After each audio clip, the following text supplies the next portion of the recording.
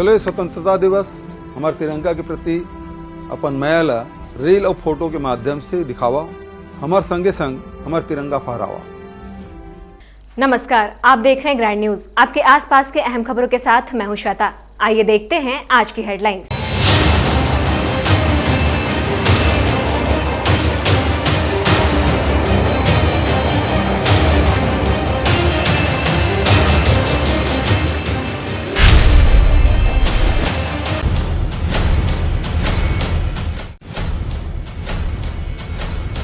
अतिक्रमण हटाने पहुंचे निगम अमले पर पथराव, एक कर्मचारी घायल।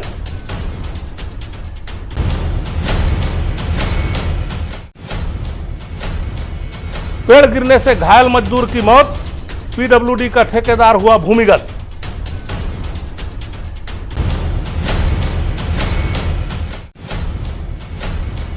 हड़ताल के 40वें दिन उग्र हुआ आंदोलन, पूरे दिन ठप रहा एसीसीएल मुख्यालय का कामकाज।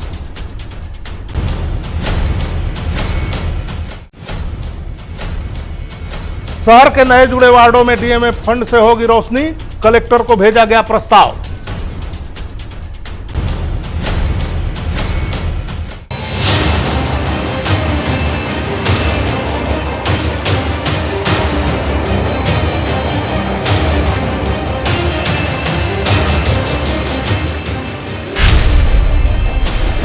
ये थी हेडलाइन, सब खबरें विस्तार से।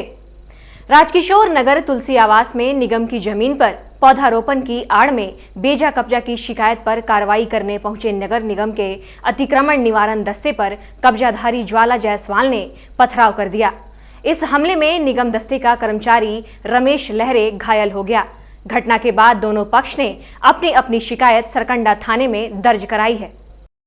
ऑफिस में था, मम्मी फ़ोन की कि पेड़ काटने आ रहे हैं, घर आ जा। तो मैं घर गया सर, तो पूछा कि आपके पास नगर निगम वाले हो, लिखित में पेड़ काटने के लिए है क्या? तो बोलते हैं हम लोग नगर निगम है, नगर निगम की ज़मीन है, हम लोग काट सकते हैं, पेड़ काट रहे हैं करके। तो मैं फिर भी रिक्वेस्ट किया सर मत काटो, ठीक है नहीं काटेंगे करके सीधे जाके पेड़ में जेसीबी अड़ा दिए सर। मैं फ़ोन किया 112 को, तो आ रहे हैं करके टाइम नोटिस सर कुछ नहीं दिखा है, और आ रहे हैं करके 112 सीधा जाके पेड़ काटने वाले सर। मैं अपने तरफ से बचाऊं करके कटने के बाद सर पेड़ तो उग नहीं सकता, मैं बचाव के लिए सर अपने पेड़ के लिए मैं ऐसा किया सर। अड्डा उठा के मारा, लगा नहीं सर उनको, लेकिन पेड़ बचाव के लिए किया सर। मैं क्या कर सकता था सर? जी मैं वहाँ पे सफाई करने गया था, अपने सुपरवाइज़र वहाँ पे थे, उनके आदेश के अनुसार से मतलब जहाँ सफाई करने के लिए बोला था उनको सफाई कर रहे थे। कुछ वहाँ पे मतलब पेड़ उड़ भी लगा रखे थे, मतलब उनको सबको मतलब सफाई उनको छोड़ के करना था। हम तो छोटे छोटे कचड़ा उचड़ा वहाँ पे, ये बगल में अचानक खड़े थे, कुछ अपने मोहल्ले वाले से ही लड़ उड़ रहे थे इधर उधर उन लोग आपस में। फिर आधा ईंटा उठाया, वहीं पे एक ईंटा था, और अचानक मेरे को ना मतलब मारा, मैं ऐसे करके सीधा करके वो बगल से जब मारे हैं तो शोल्डर में जाकर एकदम से पड़ा है। मेरे को खुद पता नहीं, उनको अधिकारी से मतलब बात करना था वहाँ पे, जबकि सब लोग इंजीनियर भी खड़े थे वहाँ पे। मेरे को अचानक मारे हैं। रिवर व्यू में लंबे समय से गायब तिरंगा आजादी के अमृत महोत्सव के मद्देनजर फिर से लहराने लगा है। बता दें कि आजादी के अमृत महोत्सव पर देश के प्रधानमंत्री व मुख्यमंत्री देशवासियों में देश प्रेम की भावना जागृत करने लगातार लोगों से अपने घरों और कार्यालयों में तिरंगा लहराने संदेश दे रहे हैं। वहीं अरपा तट रिवर व्यू से तिरंगा गायब था, जिसको लेकर शहर में चर्चा थी। इसको लेकर हो रही फजीयत को देखते हुए निगम प्रशासन ने आनन फानन में शुक्रवार को पुनः तिरंगे झंडे के लगते ही रिवर व्यू की रौनक बढ़ गई। इतने दिनों तक रिवर व्यू से तिरंगा आखिर क्यों गायब था, इसकी जानकारी लेने ग्रैंड न्यूज की टीम निगम आयुक्त और उपायुक्त के पास भी पहुंची, परंतु दोनों से भेंट नहीं हो सकी। रिवर व्यू पहुंचे लोगों का कहना है कि देश का तिरंगा है, इसलिए लहराना भी शान से चाहिए। तिरंगा रिवर व्यू से लगभग 1.5 महीने से गायब था, इसलिए रिवर व्यू का माहौल फीका लग रहा था, लेकिन तिरंगे के लगते ही रिवर व्यू की शोभा फिर से बढ़ गई। हमारे देश का झंडा है जो बहुत दिनों बाद लगा है और अच्छा टाइप का लग रहा है यहाँ आने से, और यहाँ रौनक भी अच्छा लगता है कि हमारा देश का अच्छा खासा झंडा भी तो है।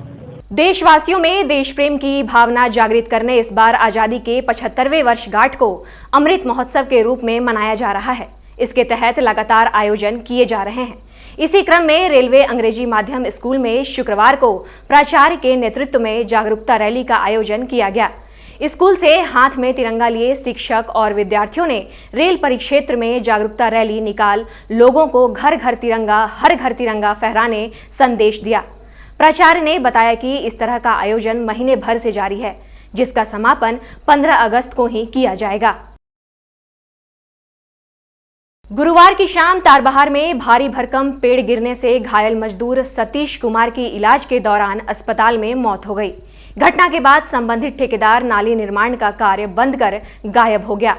मजदूर की मौत के बाद ठेकेदार भूमिगत हो गया। तारबहार पुलिस ने मामले की जांच कर रही है।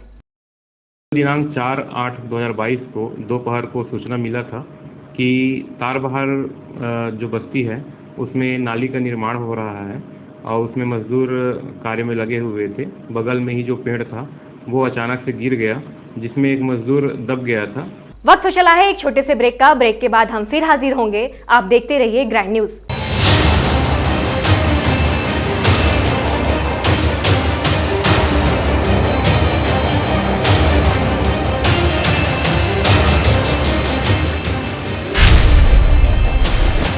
जम्मू छत्तीसगढ़िया भाई बहनी मल्ला जोहार। आज मैं इस संदेश के माध्यम से सभी छत्तीसगढ़ वासियों से एक विशेष अपील करने के लिए उपस्थित हुआ हूँ। आप सभी को पता है कि देश अपनी आज़ादी का अमृत महोत्सव मना रहा है। इसी सिलसिले में 11 से 17 अगस्त तक स्वतंत्रता सप्ताह मनाया जाएगा। इसके अंतर्गत हर घर झंडा कार्यक्रम का आयोजन किया जा रहा है। इस कार्यक्रम के दौरान हर भारतीय नागरिक को अपने घर पर राष्ट्रीय ध्वज फहराने के लिए प्रेरित किया जा रहा है। इससे हमारी एकजुटता और राष्ट्रीय भावना मजबूत होगी। हमारे राष्ट्रीय ध्वज के प्रति सम्मान भी बढ़ेगा। सभी शासकीय और निजी कार्यालयों में भी इस दौरान झंडा फहराया जाएगा। हमारा तिरंगा हमारी आन, बान और शान है। इसमें हमारे पुरखों के सपने हैं, उनका संघर्ष है, बलिदान है और हमारे वीर जवानों की गौरव गाथा है, त्याग है, शहादत है। हमारा तिरंगा हमारी सफलताओं का उत्सव है, हमारी विविधता में एकता का प्रतीक है। यह झंडा भारत माता की जय का घोष है। स्वतंत्रता सप्ताह हमारी आज़ादी और गौरवशाली राष्ट्रीय ध्वज से जुड़ा हुआ महापर्व है। इस महापर्व में छत्तीसगढ़ को सबसे आगे रहकर अपनी भागीदारी निभानी है। मैं हर छत्तीसगढ़िया नागरिक से अपील करता हूँ कि वे भी स्वतंत्रता सप्ताह के दौरान अपने घरों में, दुकानों में, संस्थानों में राष्ट्रीय ध्वज फहराकर हर घर झंडा कार्यक्रम को सफल बनाएं और छत्तीसगढ़ को पूरी तरह तिरंगामय कर दें। सियान, जवान, दाई, दीदी, नोनी, बाबू सबको इस कार्यक्रम में अपनी भागीदारी निभानी है और देश में छत्तीसगढ़ का मान बढ़ाना है। जय हिंद, जय जोहार, जय Chhattisgarh.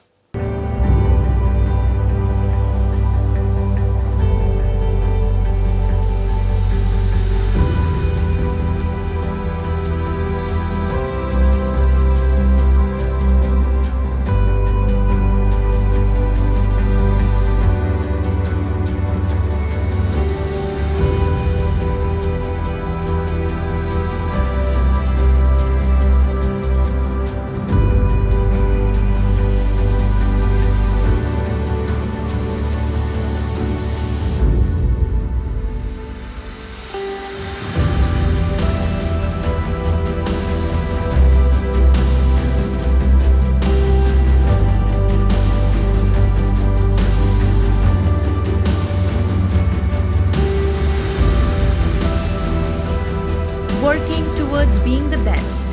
Visit Chokse Group of Colleges, Bilaspur.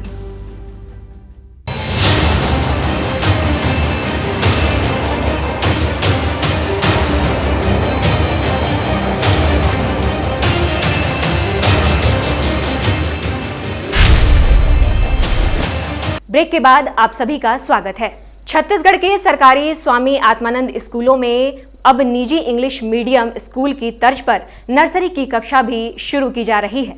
Bilaspur में इसे पायलट प्रोजेक्ट के रूप में 2 स्वामी आत्मानंद स्कूलों में इसके लिए टीचर नियुक्त करने की तैयारी भी शुरू हो गई है। दोनों स्कूलों में 50-50 बच्चों को दाखिला दिया जाएगा। प्रदेश में ऐसी पहली बार हो रहा है। स्वामी आत्मानंद योजना के तहत संचालित सरकारी इंग्लिश मीडियम स्कूलों में अभी कक्षा 1 से 12वीं तक की पढ़ाई हो रही है। 2 साल पहले शुरू हुए इन स्कूलों की बढ़ती डिमांड को देखते हुए राज्य शासन ने स्कूलों की संख्या बढ़ा दी है। वहीं स्वामी आत्मानंद अंग्रेजी माध्यम स्कूलों में शिक्षा की गुणवत्ता में सुधार लाने के लिए सुझाव आया कि जिस तरह प्राइवेट स्कूलों में नर्सरी कक्षा से ही बच्चों को अंग्रेजी माध्यम की शिक्षा दी जा रही है, उसी तरह सरकारी स्कूलों में भी प्री प्राइमरी कक्षाएं शुरू हो, ताकि अंग्रेजी माध्यम स्कूलों में दाखिला लेने वाले बच्चों की पढ़ाई की नींव मजबूत हो सके। बिलासपुर जिले में 12 स्वामी आत्मानंद स्कूल खोले गए हैं, जिसमें से एक हिंदी मीडियम के हैं और बाकी इंग्लिश मीडियम के हैं। क्योंकि शासन की मंशा है कि बच्चे सीधे यदि पहली कक्षा में अंग्रेजी माध्यम में आते हैं तो गुणवत्ता में कहीं न कहीं कोई कसर रह जाती है। तो इसलिए एलिमेंट्री लेवल से ही गुणवत्ता सुधार हेतु शासन का हमको निर्देश प्राप्त हुआ था, राज्य शासन का, कि जिले के विद्यालयों में नर्सरी कक्षाएँ भी प्रारंभ की जाएँ निजी विद्यालयों की तर्ज पर। तो इसके लिए कलेक्टर महोदय के निर्देशानुसार हम जिला खनिज न्यास निधि मद से 2 विद्यालयों में पायलट प्रोजेक्ट के रूप में लाजपत राय नगर और सेजेस शेख गफ्फार उत्कृष्ट अंग्रेजी माध्यम विद्यालय तारबहार में हम इस वर्ष से नर्सरी की कक्षाएं प्रारंभ कर रहे हैं। अरपापार चाटीडी के पठानपारा नगीना मस्जिद परिसर में रजा-ए-मुस्तफा कमेटी के तत्वाधान में जिक्र-ए-शहदा-ए-करबला के 7वें दिन तकरीर का आयोजन किया गया। विगत 10 वर्षों से आयोजित होने वाले तकरीर से पहले कमेटी की ओर से आम लंगर किया गया, जिसमें मुस्लिम समाज के अलावा मोहल्ले के रहने वाले लोग भी बड़ी संख्या में शामिल हुए। नियमितीकरण की मांग को लेकर पिछले 40 दिनों से चल रहा ITI प्रशिक्षुओं का हड़ताल आज उग्र आंदोलन में बदल गया। भारी संख्या में SCCL मुख्यालय पहुंचे प्रशिक्षु मुख्यालय के गेट समेत आसपास के इलाके को घेर कर प्रबंधन के खिलाफ नारेबाजी करते नजर आए। इस दौरान पुलिस प्रशासन द्वारा सुरक्षा के मद्देनजर चाक चौबंद व्यवस्था की गई थी। SCCL में प्रशिक्षण प्राप्त ITI के छात्र छात्राएं मुख्यालय के सामने लगातार धरना प्रदर्शन कर रहे हैं। कई दौर की बातचीत के बाद कोई नतीजा ना निकलता देख आज आंदोलन भारी संख्या में मुख्यालय गेट के सामने धरना पर बैठ गए और नियमितीकरण के विषय में SCCL के CMD से वार्ता करने की मांग करने लगे, परंतु बात नहीं बनी और घंटों प्रदर्शन चलता रहा। इस बीच ठेकेदार के अधीन काम पर रखे जाने का प्रस्ताव प्रबंधन की ओर से मिला, जिसे प्रदर्शनकारियों ने खारिज कर दिया। आज शुक्रवार को पूरे दिन SCCL मुख्यालय में प्रशासनिक कार्य ठप रहा और अधिकारी कर्मचारी परिसर के बाहर खड़े नजर आए। इधर सुरक्षागत कारणों से पुलिस भी मुस्तैद रही, जहां भारी संख्या में अधिकारी जवानों के अलावा प्रशासनिक अधिकारी भी मौजूद रहे। वे कामगार बंधु जो कि दिन रात खदानों में काम कर रहे हैं और देश में जो कोयले का संकट है उससे निजात पाने के लिए हमारी टीम मेहनत कर रही है। इस बाधा से समन्वय टूट रहा है मुख्यालय और क्षेत्रों के बीच में। तो हमारी अपील है कि 3-4 दौर की बातचीत हो चुकी है ऋषभ पटेल जी और अप्रेंटिस प्रशिक्षुओं की टीम जो है उनके साथ, और आखिरी बार 2 दिन पहले ही बात हुई है जिसमें उनके द्वारा ये कहा गया था कि नियमितीकरण यदि नहीं किया जा सकता तो आउटसोर्सिंग कंपनियों में उनके रोजगार के लिए SCCL पहल करे, जिस पे माननीय निदेशक कार्मिक की अध्यक्षता में जो बैठक हुई थी उसमें यह कहा गया कि आप हमें एक राज्यवार, कर्मचारीवार और जो प्रशिक्षण लिया है किस ट्रेड में उसकी एक सूची SCCL को दें, जिससे कि तकनीकी कर्मचारी के रूप में SCCL के आउटसोर्सिंग कंपनियों में उनके नियोजन में वरीयता देने संबंधी संभावनाएं तलाशी जा सकें। यह बताना चाहेंगे कि वो सूची अभी तक अप्राप्य है और जो इनके द्वारा पिछली 3 बैठकों में यह आश्वासन दिया गया था कि इस बातचीत के बाद हम जो है यह धरना प्रदर्शन हटा लेंगे, बाधा नहीं करेंगे, उस पर भी ये लोग पीछे हट रहे हैं। तो यह चिंता का विषय है कि जबकि पूरा देश SCCL की तरफ और कोयला उद्योग की तरफ ऊर्जा आपूर्ति के लिए देख रहा है, इस प्रकार के अवरोधों से कामगारों का उत्साह घटेगा। मेरी पुनः अपील है आपके माध्यम से कि सभी हमारे युवा साथी जो हैं वो जो है मुख्य धारा से जुड़ें, बातचीत से जुड़ें और जो है इसका समाधान निकालें। देखिए, बार बार प्रबंधन से जितने बार भी हमारी मीटिंग होती है तो प्रबंधन का ये सिर्फ एक्ट का, हमारे जो है एक्ट का प्रावधान ऐसा नहीं है कि आप लोगों को नियमितीकरण दिया जाए। यही करके हमें रोजगार धरने से हटा दिया जाता है, बोलते हैं कि आप धरना प्रबंधन बंद कर दो, नियमितीकरण हमारे हाथ में नहीं है। एक्ट में ऐसा लिखा है कि सिर्फ आपको ट्रेनिंग दिया जाएगा और हमारी बातें सुन ही नहीं रहे हैं। जबकि ऐसा है कि हम जनरल मजदूर की तरह काम किए हैं, ट्रेनिंग नहीं किए हैं ना। तो हम यही चाहते हैं कि हमें रोजगार में जो है जैसा भी अवसर उपलब्ध कराएं, कंपनी हमें रोजगार में रख ले, यही हमारी मांग है। हमारी आगे का यही है कि सीएमडी लेवल में हमारी मीटिंग हो, अगली जो मीटिंग है वो सीएमडी लेवल में हो। अभी तक हम डीपी से मिल चुके हैं, जवाब से संतुष्ट है नहीं। सीएमडी से हमारी मीटिंग होगी तो हम नियमितीकरण की मांग करेंगे और जैसे हम जनरल मजदूर की तरह काम किए हैं ना, तो हमें जो वेतन होता है ना वो भी उसी की तरह दिया जाए, ट्रेनिंग की तरह नहीं। लिंक रोड के सिटी सेंटर जुनेजा नेत्रालय अब छत्तीसगढ़ के उन मरीजों के लिए आशा का केंद्र बन गया है जो अपनी नेत्र ज्योति खो चुके हैं। यहाँ ऐसे मरीजों के लिए नेत्र के कॉर्निया का प्रत्यारोपण किया जाता है, वह भी कम खर्च में। यहाँ जुनेजा नेत्र चिकित्सालय के डॉक्टरों ने 3 ऐसे जटिल ऑपरेशन किए हैं जिन्होंने जीवन में कभी रोशनी की उम्मीद नहीं की थी। यहाँ उन नेत्र के मरीजों का उपचार किया जाता है जो शुगर के कारण अपने आंख की ज्योति खोने की स्थिति में आ गए हैं। एक महिला फिरनबाई को तो उसके पति ने आंख खराब हो जाने के कारण छोड़ने का मन बना लिया था। वहीं भाभा परमाणु सेंटर मुंबई के वैज्ञानिक मोहम्मद इस्माइल तो अपनी आंख ही गंवा बैठे थे। उन्हें किसी ने बिलासपुर के नेत्र विशेषज्ञ जुनेजा नेत्रालय का पता बताया, जहां आते ही डॉक्टर ने उपचार कर सफल ऑपरेशन कर उनकी नेत्र ज्योति लौटा दी है। जयजयपुर के कृषक नेतराम कर्श भी अपने आंखों के इलाज में अपनी जमा पूंजी गंवा बैठे थे। जुनेजा नेत्रालय आंख की समस्या से हार चुके मरीजों के लिए उम्मीद का एक बड़ा केंद्र बनकर उभरा है। डॉक्टर सोनल जुनेजा बिलासपुर संभाग में नेत्र के कॉर्निया का प्रत्यारोपण करने वाली पहली महिला चिकित्सक है। डायबिटीज़ निश्चित ही, मधुमेह हम सब जानते हैं, आज की डेट में इंडिया चाइना के बाद विश्व का सेकंड ऐसा देश है जिसमें सबसे ज़्यादा मधुमेह के रोगी पाए जाते हैं। आप देखेंगे हर 10 में से 7 व्यक्तियों को मधुमेह की शिकायत है। ऐसे में हमें अपनी डायबिटीज़ की स्क्रीनिंग निरंतर कराते रहना चाहिए। घर में मशीन ला के भी हमें चेक करना चाहिए। यदि हम डायबिटिक पाए जाते हैं तो हमें रेगुलर अपने फिजिशियन से, जो एमडी डॉक्टर, उनसे मिलना चाहिए। आंखों की स्क्रीनिंग के लिए रेटिना स्पेशलिस्ट या रेटिना सर्जन के पास जाके प्रति 3 माह में स्क्रीनिंग ओसीटी नामक जो टेस्ट है उसके द्वारा हमें स्कैन करके चेक कराते रहना चाहिए। अर्ली स्टेज में ही अगर इसका स्क्रीनिंग व सही जांच या इसका लक्षण को डिटेक्ट करके इलाज किया जाए, प्रॉपर टाइट शुगर कंट्रोल किया जाए, फिजिशियन के साथ अच्छे से कोलैबोरेट, उनके द्वारा जो सलाह दी जाती है खान पान, एक्सरसाइज को अगर आप सही से रूप से पालन करेंगे तो इसको बिल्कुल बांध के रखा जा सकता है। डॉक्टर्स जिस प्रकार से आपको जिस टाइम पे गोली लेने का कहते हैं, जितनी कैलोरी में जिस डाइट को जाना चाहिए, उसका एक डाइट चार्ट डाइटिशियन के द्वारा भी बना के पालन स्ट्रिक्टली करना चाहिए। नेत्र प्रत्यारोपण बहुत ही कॉर्नियल ट्रांसप्लांट एक बहुत ही बड़ी सर्जरी है जिसमें कि बहुत चैलेंजेस आते हैं, क्योंकि ये हम किसी मृतक की आंख से निकालते हैं उनका आंख और उसे हम एक जीवित इंसान की आंख में इसको डालते हैं। तो इसमें बहुत चांसेस है कि ये रिजेक्ट भी हो जाता है। जिस तरीके से हम लोग किडनी किसी की डोनेट करके अपने अंगों में लगाते हैं, किडनी रिजेक्ट हो सकती है। लिवर ट्रांसप्लांट होता है, वो भी रिजेक्ट हो सकता है। इस तरीके के बहुत इसमें भी कॉम्प्लिकेशन हो सकती हैं। अभी तक हमने यहाँ पे जुनेजा आई हॉस्पिटल में 9 से 10 करीब प्रत्यारोपण किए हैं, जिसमें से अभी तक किसी में भी कोई फेलियर रेट नहीं हुआ है। यदि इस तरीके से जांच की जाए मरीजों की और सही समय पे उनका इलाज करें तो इसमें रिजेक्शन के चांसेस थोड़े कम हो जाते हैं। देखिए, डायबिटीज़ का सबसे ज़्यादा असर पड़ता है, एक तो उससे मोतियाबिंद होता है और सबसे ज़्यादा भयानक असर पड़ता है पर्दे पे, जो पीछे का भाग है आँख का। तो मैं इसमें यही बोलूँगी, जो भी डायबिटिक्स हैं या जिनको नहीं भी पता है कि हमारा शुगर है, प्लीज़ आपके अपना स्क्रीनिंग टेस्ट कराएं ताकि हमें पता चल सके कि आपको डायबिटीज़ है कि नहीं, और हर 3 महीने में इसकी जांच कराते रहें। ये एक रेटिना सर्जन ही कर सकते हैं, क्योंकि ये रेटिना की होने वाली प्रॉब्लम है डायबिटीज़ के। पहले मेरे में अल्सर घाव हो गया था, अल्सर 2-3 माह तक अल्सर में परेशान हुआ। इसके बाद कोरबा वाले डॉक्टर यहाँ रिफ़र किया, तो यहीं 2 माह के इलाज के बाद मेरा अल्सर ठीक हुआ। अल्सर ठीक होने के बाद ये अपना ट्रांसफ़र किया है दूसरा आँख। बहुत महसूस अच्छा लग रहा है, अभी दिखाई दे रहा है, पर पूरा कभी नहीं दिख रहा है, लेकिन धीरे धीरे मैडम बोले हैं कि बहुत धीरे धीरे अच्छा हो जाएगा।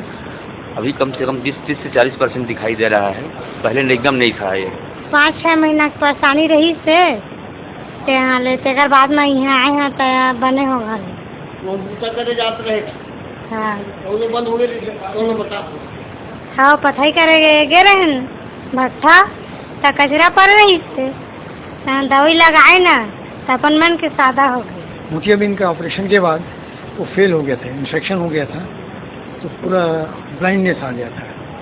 फिर यहाँ ऑपरेशन होने के बाद अब साफ दिखाई देने लगा है। सेंट्रल यूनिवर्सिटी में आज़ादी के अमृत महोत्सव पर राष्ट्रीय सेवा योजना द्वारा नशे से आज़ादी विषय पर विभिन्न प्रतियोगिताओं का आयोजन किया गया, जिसमें स्लोगन एवं पोस्टर मेकिंग प्रतियोगिता में विद्यार्थियों ने अपनी प्रतिभा दिखाई। इस कार्यक्रम में विद्यार्थी, शिक्षक, कर्मचारी सब जुड़े। कार्यक्रम में कुलपति प्रोफेसर आलोक चक्रवाल, कुलसचिव शैलेंद्र कुमार और विभागों के डीन, विभागाध्यक्ष और राष्ट्रीय सेवा योजना के समन्वयक एवं कार्यक्रम अधिकारी मौजूद रहे। अमृत महोत्सव में हर दिल है देश प्रेम से रंगा। आओ हम सब मिलकर फहराएं हर घर तिरंगा। देश की आन बान शान है तिरंगा। हर भारतवासी की पहचान है तिरंगा। थाम कर हाथों में हाथ, नए भारत के निर्माण की एक अलग जगह। हर शहर, हर गांव, हर घर तिरंगा हम सबका जोश जुनून है तिरंगा, हर देशवासी की पहचान है तिरंगा। आओ इस बार अपने तिरंगे को घर लेकर आए, इस बार हर घर तिरंगा फहराएं। आज़ादी का अमृत महोत्सव पूरा देश मना रहा है और इसके उपलक्ष्य में मेरा सभी देशवासियों से ये आग्रह है कि अपने घर पे 15 अगस्त को, उसके पहले भी और उसके बाद भी तिरंगा झंडा फहराएं। ये तिरंगा फहराना हमारी आन बान और शान में वृद्धि करेगा और कहीं न कहीं से राष्ट्रीयता की भावना को ये प्रेरित करेगा और राष्ट्र भावना आना राष्ट्र के विकास के लिए बहुत जरूरी है। इसलिए आप सभी से पुनः आग्रह है कि अपने घर पे इस आज़ादी के अमृत महोत्सव के दरमियान घर पे तिरंगा झंडा जरूर से फहराएं। शहर सीमा से लगे 3 निकायों और 15 ग्राम पंचायतों के नगर निगम में शामिल होने के बाद इसका क्षेत्रफल 140 वर्ग किलोमीटर का हो गया है। निगम में शामिल इन पंचायतों के रहवासी लगातार विकास कार्य ठप होने की शिकायत करते रहे हैं। इसके विपरीत निगम प्रशासन का दावा है कि विकास एक सतत प्रक्रिया है जो सम्मिलित पंचायतों में चल रही है। पहले राज्य शासन की ओर से स्वीकृत 20 करोड़ से विभिन्न निर्माण कार्य चल रहे हैं। इसके अलावा 23 करोड़ रुपए का प्रस्ताव बनाकर स्वीकृति के लिए भेजा गया है। साथ ही अन्य वित्तीय मदों से जारी राशि से भी विकास को गति दी जा रही है। इन पंचायतों में स्ट्रीट लाइट लगाने का काम प्रस्तावित है। यहां डीएमएफ फंड से लाइटिंग कराने का प्रस्ताव कलेक्टर को भेजा गया है। 15 ग्राम पंचायतें नगर निगम सीमा में जुड़ी हैं और इससे नगर निगम सीमा का विस्तार जो है वो 3 गुना हो गया है। पहले नगर निगम जो था वो 39 वर्ग किलोमीटर क्षेत्र में फैला हुआ था और आज नगर निगम लगभग 140 वर्ग किलोमीटर क्षेत्र में फैला हुआ है। जो ग्राम पंचायत नगरीय सीमा में जुड़े हैं वो पहले से ही ऐसे थे जो संक्रमण अवस्था में थे, मतलब वो उनमें कुछ नगरीय स्थितियाँ उत्पन्न हो गई थी, जैसे कि वहाँ पर कृषि के अतिरिक्त दूसरे कार्य अधिक हो रहे थे, बाजार मार्केट भी डेवलप हो गए थे, वहाँ पे कॉलोनियाँ विकसित हो रही थी। तो उन सभी क्षेत्रों को शामिल करके नगर निगम का विस्तार किया गया है। और जैसा आप बता रहे हैं कि लोगों की आकांक्षाएं थी कि वहाँ पे विकास होना चाहिए, वो संभव नहीं हो पाया है, तो मैं इसमें आपको अवगत कराना चाहूँगा कि जो नगर निगम सीमा से जुड़े विस्तार के बाद जो नए ग्राम पंचायत आए हैं उनके लिए शुरू में 20 करोड़ के कार्य लिए गए थे। अभी 23 करोड़ के 15वें वित्त के अंतर्गत भी कार्य उसमें भेजे गए हैं। माननीय कलेक्टर महोदय द्वारा भी डीएमएफ मद से उसमें वहाँ पे स्ट्रीट लाइट सेवा के विस्तार के लिए भी अभी अनुमोदन दिया जा रहा है। तो इस प्रकार से नए क्षेत्र जो जुड़े हैं, अभी सभी वार्डों में 10-10 लाख रुपए के निर्माण कार्य करने के लिए मुख्यमंत्री जी ने घोषणा की हुई है। ये थी आज की ग्रैंड न्यूज़ की तमाम खबरें। आपसे फिर होगी मुलाकात, तब तक के लिए नमस्कार।